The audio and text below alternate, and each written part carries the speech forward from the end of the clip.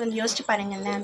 நம்ம கிட்ட இருக்கக்கூடிய பணம், வீடு, சொத்து இப்படின்ட்டு எல்லாமே ஒரே நேரத்துல இல்லாம போயிடுச்சுன்னா, அடுத்தது நம்ம என்ன யோசிப்போம்? நம்மள பெரும்பாலானவங்க இத தான் யோசிப்போம்.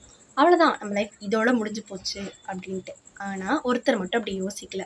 தன்னுடைய தொழிலோட வீழ்ச்சியினால பணம், வீடு, சொத்து இப்படின்ட்டு எல்லாத்தையும் இழந்ததுக்கு அதுக்கப்புறமும், அக்கம் பக்கத்துல இருக்க எல்லாரும் அவ்வளோதான் இவன் லைஃபே முடிஞ்சு போச்சு அப்படின்னு சொன்னதுக்கு அப்புறமும், ஒரே ஒரு சிரிப்பு அவ்வளோதான். நான் இழந்தது என்னமோ பணத்த தான். ஆனா, எனக்குள்ள இருக்கக்கூடிய அறிவும், என்னுடைய அனுபவமும் இருக்கு அப்படின்னு சொல்லிட்டு, தான் விட்ட இடத்துலருந்தே தன்னுடைய முயற்சிய போட்டு புதிய வாழ்க்கைய ஆரம்பிக்கிறாரு. ஆரம்பிச்சு தன்னுடைய ஒவ்வொரு தோல்வியையும் பாடமா ஆக்குறாரு. தன்னுடைய ஒவ்வொரு தடைகள்லேருந்தும் ஒரு வழிய கண்டுபிடிக்கிறாரு. இப்படி சில வருஷங்கள்லயே தான் இழந்தத விட ரெட்டிப்பான ஒரு வெற்றிய தன்னுடைய வாழ்க்கையில கொண்டு வராரு.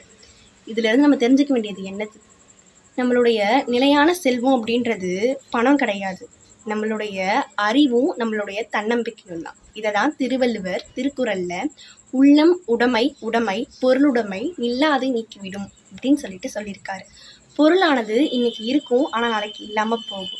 ஆனா நம்மளுடைய அறிவும், தன்னம்பிக்கையும், தைரியமும் இருந்துச்சுன்னா, நம்ம இழந்தத கூட ரெட்டிப்பா பெற்றுக்கலாம் அப்படின்றது தான் இந்த குறளுடைய விளக்கம்.